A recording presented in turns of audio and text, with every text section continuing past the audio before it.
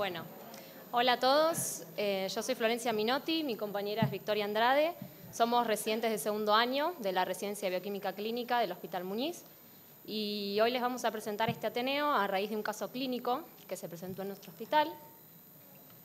Entonces, para empezar, voy a presentarles el caso.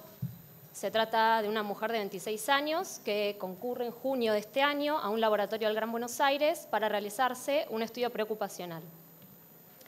El laboratorio le informa un resultado positivo para BDRL en un título de 4 DILs y positivo débil para FTABS, tal como vemos acá en las imágenes de abajo. Entonces, con estos resultados, fue examinada por un infectólogo sin evidencia clínica ni epidemiológica de sífilis y o enfermedad alguna. La mujer refiere tener una única pareja sexual, por lo cual se le solicita serología y da negativa. Entonces se deriva a otro laboratorio para repetir el análisis y este informa una BDRL positiva también, pero pruebas treponémicas no reactivas por otra técnica, que no es la FTAB, sino por un enzimo inmunoensayo, también como vemos acá abajo. Entonces, para entrar en tema, la sífilis es una enfermedad venérea causada por una bacteria del género Treponema pallidum, subespecie Pallidum, que invade las mucosas intactas o la piel en área de abrasiones y la forma más común de transmisión es el contacto sexual. Cursa por varias etapas. La primera es la lesión en la puerta de entrada, o sea, el chancro, que es una pápula única con una ulceración central que es indolora, tal como vemos acá en las imágenes, que puede estar en la boca o en los genitales. Y de no ser tratada puede evolucionar a una sífilis secundaria, ya con manifestaciones sistémicas como adenopatías generalizadas y erupción maculopapular generalizada también.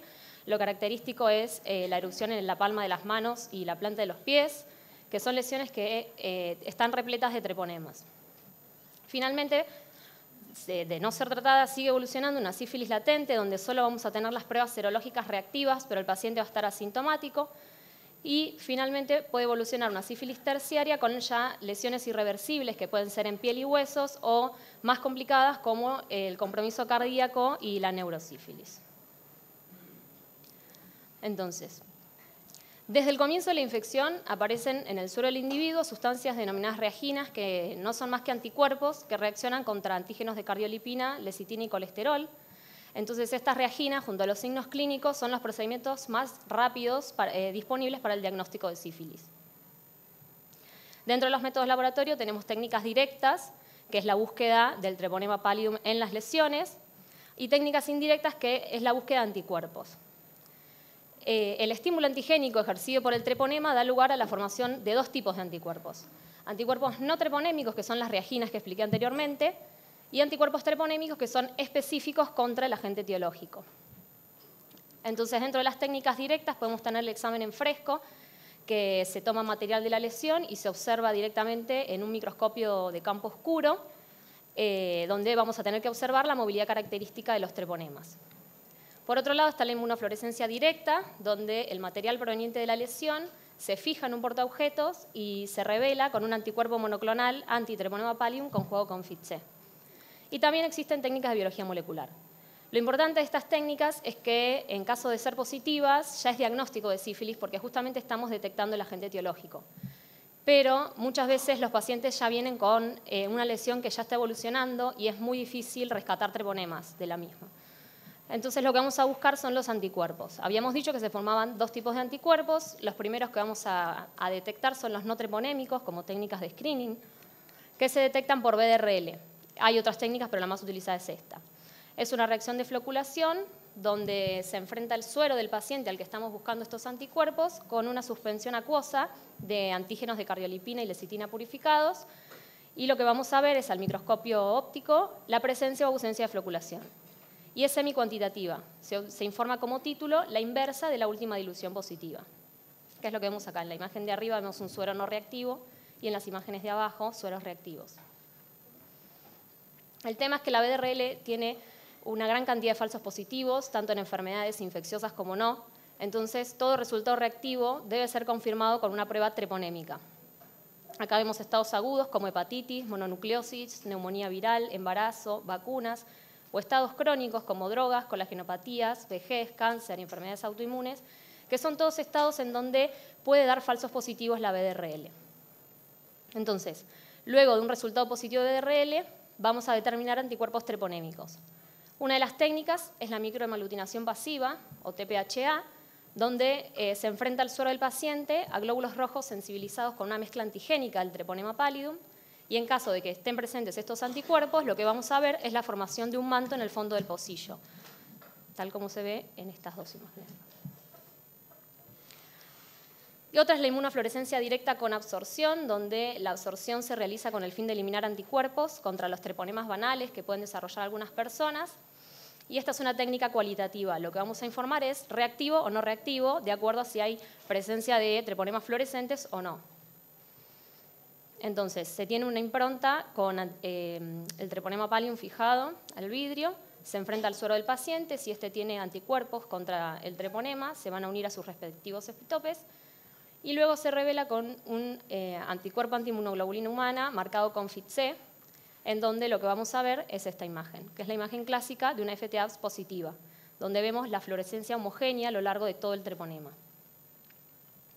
Entonces, ¿qué pasó con la paciente? Que por un lado le informaron una FT-ABS positivo débil y por otro lado otra técnica distinta, también confirmatoria, se la informaron como no reactiva.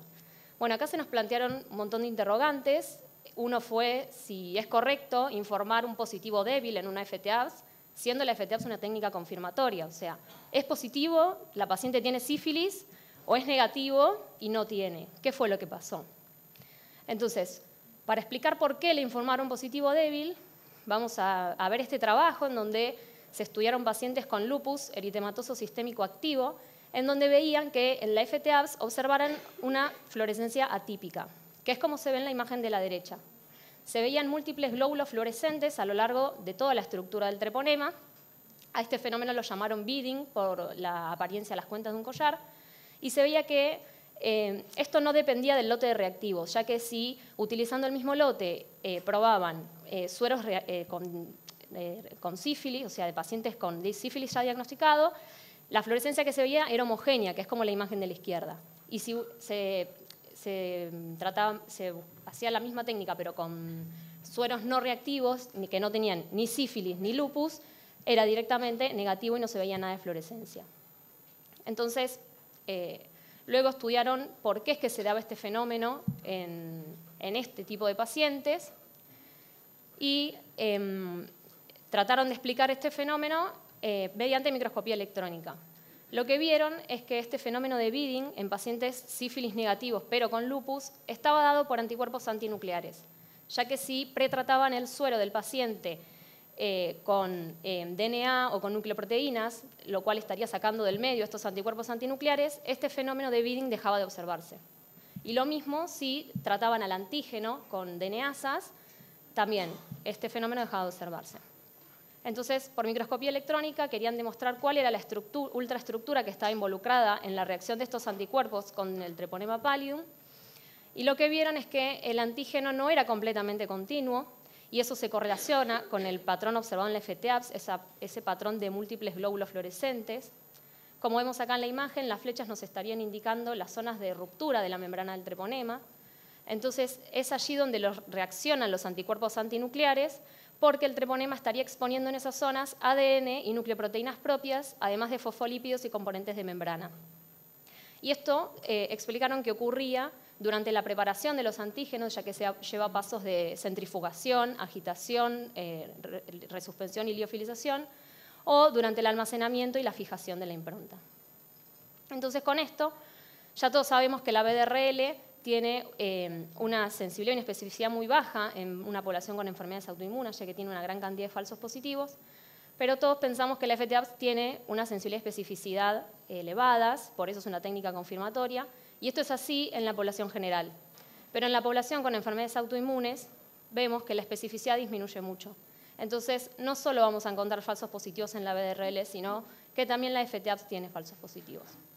Y acá vemos un montón de situaciones como la enfermedad de Lyme, enfermedades autoinmunes, lepra, embarazo, malaria, diabetes, leptospirosis, cirrosis alcohólica, HIV, entre otras, que son todas situaciones en donde vamos a poder tener falsos positivos de la FT-ABS. Ahora los dejo con mi compañera para que continúe con el caso. Bueno, ¿qué tal? Entonces, El cuestionamiento a partir de esto era qué tenía la paciente, porque evidentemente tenía una BDRL reactiva y habían tenido esta discordancia en la FTABS. Y llega al laboratorio con un pedido de laboratorio completo, en donde se puede ver que el hemograma y la química no tenían particularidades. También se le repitió en nuestro laboratorio la BDRL y la prueba confirmatoria que utilizamos, y le dio positivo 8 DILs para la BDRL y no reactiva la confirmatoria. Y en el coagulograma lo que pudieron ver fue un APTT muy prolongado, con un tiempo de trombina completamente normal, o sea, no recibía anticoagulación, nada. A partir de esto lo que pensaron es en estudiarle anticuerpos antifosfolípidos, justamente a la paciente para determinar qué era lo que le estaba causando esta BDRL positiva y esta discordancia. Dentro de la familia de los anticuerpos antifosfolípidos tenemos a las reginas, al anticoagulante lúpico, a los anticuerpos anticardiolipinas, los antifosfolípidos iónicos y los antifosfolípidos neutros. Pueden ser de isotipo IgG o IgM y IgA, y los tenemos de tipo autoinmunes cuando el target son proteínas o proteínas unidas a los fosfolípidos y aparecen en enfermedades autoinmunes, y los tenemos de tipo aloinmunes cuando los targets son fosfolípidos, y en algunos casos puede aparecer unidos a proteínas también, cuando aparecen de enfermedades infecciosas. Acá lo tenemos esquemático, el anticuerpo unido a los fosfolípidos directamente aparecen en las enfermedades infecciosas, y cuando están unidos a proteínas o proteínas junto con fosfolípidos ya son anticuerpos que aparecen en enfermedades justamente autoinmunes. Y acá en este trabajo podemos ver por qué la diferencia entre anticuerpos antifosfolípidos provenientes de infecciones con anticuerpos antifosfolípidos provenientes de enfermedad autoinmune unos provocan patología y los otros no. Si de este lado de la imagen tenemos los anticuerpos provenientes de infecciones que no provocan activación celular.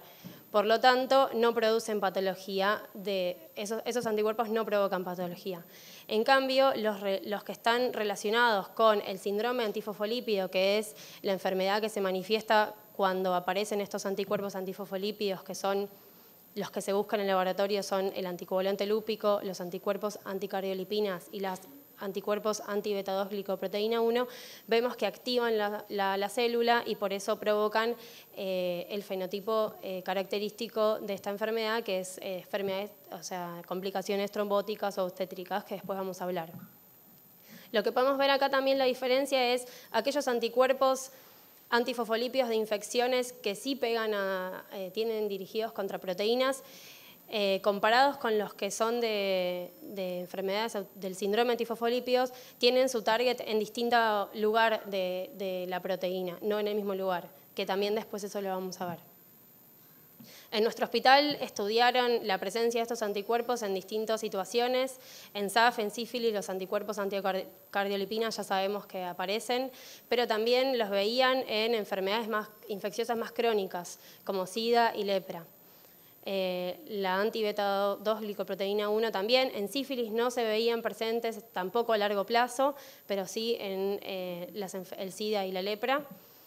Y el anticoagulante lúpico ocurría lo mismo, con sífilis no veían presencia de estos anticuerpos, pero sí en las enfermedades infecciosas más crónicas. Esto no significa que estos pacientes con enfermedades infecciosas haya que tratarlos, porque justamente, como vimos en el esquema anterior, no producen patología. Los que producen patología son los relacionados al síndrome antifosfolipídico. Entonces, ¿qué es el síndrome antifosfolípido? Es una enfermedad autoinmune con presencia de anticuerpos antifosfolípidos que provoca hipercoagulabilidad, cuyas manifestaciones características son la formación de coágulos intravasculares, tanto en territorio venoso como arterial, o complicaciones durante el embarazo, ya sea muerte fetal prematura, abortos espontáneos, restricción del crecimiento uterino, entre otras. Pero para definir y poner el diagnóstico, ponerle sello al síndrome antifosfolípido, se dice que tiene que haber clínica, ya sea trombótica o complicaciones obstétricas, sumado a laboratorio anticuerpos antifosfolípidos persistentemente positivos, ya sea anticoagulante lúpico, anticuerpos anticardiolipinas y anticuerpos anti-beta-2-glicoproteína 1. ¿Cómo se realiza el diagnóstico de laboratorio? Bueno, dijimos que se buscaban estos 3 anticuerpos. Para el inhibidor lúpico, que son anticuerpos generalmente contra especificidad antiprotrombina o beta-2-glicoproteína 1, que prolonga test de coagulación dependiente de fosfolípidos, hay distintos criterios. Primero, tienen que prolongar test de coagulación dependiente de fosfolípidos, luego tienen que tener un efecto inhibitorio en los ensayos de mezcla con plasma normal y por último, tiene que demostrarse la dependencia de fosfolípidos. Estos son 3 criterios que tienen que cumplir en los ensayos de laboratorio para dar como positivo un inhibidor lúpico y además descartar la presencia de otros inhibidores específicos. Para demostrar, para hacer como el screening, para ver si prolongan los test de coagulación dependiente de fosfolípidos, se usan 2 tests basados en diferentes principios. El tiempo de veneno de Vibrer-Russell diluido debería ser el primer ensayo, el test a ensayar, ya que muchos anticoagulantes lúpicos dan solo positivos por este método. El segundo debería ser un APTT sensible con baja concentración de fosfolípidos y sílica como activador. Se toma este porque es el que mejor está estandarizado y da mejores resultados porque es muy sensible, es el Silica Clotting Time se llama. Y estos 2 son los que más recomiendan las guías internacionales, tanto la ISTH como la IFSC. Y se considera positivo cuando uno de los 2 resulta positivos. Existen otros que se pueden usar, cada laboratorio lo estandariza, pero son los que recomiendan, son estos 2. Luego tendríamos que demostrar que no corrige el ensayo de mezclas con plasma normal. Entonces se mezcla pool normal con el del paciente y se hace una razón de tiempos de la mezcla sobre el normal. Y si corrige, uno piensa más en una... hay que dosar factores porque se piensa en un déficit. Y si no corrige, ya estamos más tirados hacia el lado de un inhibidor. Luego, por último, hay que confirmar la dependencia de fosfolípidos haciendo los test confirmatorios, que se usan lo mismo, el DRBBT y el SCT, con fosfolípidos en bicapa en altas concentraciones. Y también lo que se hace es la razón normatizada para el confirmatorio o el porcentaje de corrección. En nuestro laboratorio usamos la razón normatizada, en donde se hace esta cuenta del paciente sobre el normal de los test de screen, dividido el paciente sobre el normal de los test de confirmatorios, y nuestro punto de corte para el DRBBT es de 1,2, mayor a 1,2 ya es positivo, y el de SCT es mayor a 1,22, esta razón normatizada. Y cada laboratorio debe terminar sus puntos de corte según las guías internacionales. Luego se ensayan los anticuerpos anticardiolipinas. Las cardiolipinas es un lípido de membrana de la mitocondria y lo que hace es intercambiar moléculas desde y hacia el interior de esta organela. Se mide por un ensayo de ELISA, que puede ser casero o comercial, y se miden los isotipos IgG o IgM. Y se informa como negativo, indeterminado, positivo, también cada uno determinando sus puntos de corte. Por último, medimos los anticuerpos anti-beta-2-glicoproteína 1, que vemos acá su estructura, es una proteína de 5 dominios que circula plegada en la circulación, luego se une a fosfolípidos y se despliega su conformación y expone los dominios y funciona como puente entre estos anticuerpos antifosfolípidos y las membranas o los fosfolípidos de membrana. Y acá es lo que hablábamos antes, en donde los anticuerpos antifosfolípidos provenientes del síndrome antifosfolípido, esta enfermedad autoinmune, están dirigidos contra el dominio 1 y por lo tanto provocaban activación celular y patología, y los que no provienen del síndrome antifosfolípido, puede ser de una infección, por ejemplo, están dirigidos contra los otros dominios, por lo tanto no provocaban patología. También se mide por ELISA y son de isotipo IgG-IgM y se informa también como negativo, indeterminado o positivo según los puntos de corte de cada laboratorio. Entonces, ¿cómo le dio a nuestra paciente estos test que les ensayamos? Bueno, para los ensayos de screen vimos que prolongaban las pruebas dependientes de fosfolípidos. El ensayo de mezcla vimos que no corregía con plasma normal. Y luego los confirmatorios mostraron una corrección de las pruebas dependientes de fosfolípidos con exceso de fosfolípidos, en donde los radios dieron 2.56 para el SST con un punto de corte de 1.22, como dijimos, y 2.67 para el RBBT con un punto de corte de 1.2. Entonces, podemos decir que estas pruebas son compatibles con la presencia de inhibidor lúpico. Luego, para anticardiolipinas, le dio ambas IgG y IgM mayor a 100 el título, con un punto de corte en nuestro laboratorio mayor a 40 ya es positivo, y luego la beta-2 glicoproteína 1 también mayor a 100 IgG y IgM con un punto de corte mayor a 20 para nuestro laboratorio. Así que a este punto teníamos la triple positividad de los 3 anticuerpos que se buscan para síndrome antifosfolípido, los 3 los tenía positivos y altamente positivos. Pero ¿qué pasa? Esta paciente cumplía con el criterio de laboratorio de los anticuerpos antifosfolípidos positivos, pero no había presentado ni complicaciones obstétricas ni trombosis, simplemente había sido un hallazgo de laboratorio debido a un mal diagnóstico anterior de una BDRL y una prueba confirmatoria para sífilis medio mal interpretada. Entonces, por ahora podemos decir que no tiene SAF. Esta paciente no tiene síndrome antifosfolipídico porque no cumple con los criterios que definen síndrome antifosfolípido, como dijimos antes. Lo que encontramos fue un trabajo que habla de los pacientes que no tienen ningún tipo de trombosis ni morbilidad obstétrica, pero sí tienen anticuerpos antifosfolípidos. Ellos tomaron 98 pacientes, igual que nuestra paciente. Y lo que vieron es que las características basales no definían el riesgo de trombosis a largo plazo, pero sí la triple positividad era muy importante porque aumentaba el riesgo de trombosis o muertes fetales a largo plazo y además que sean persistentes en el tiempo. Eso era lo más importante, la persistencia en el tiempo y la triple positividad. Y ellos determinaron que estos pacientes tenían una probabilidad de un 30% de manifestarse el síndrome antifosfolípido en un seguimiento a 15 años.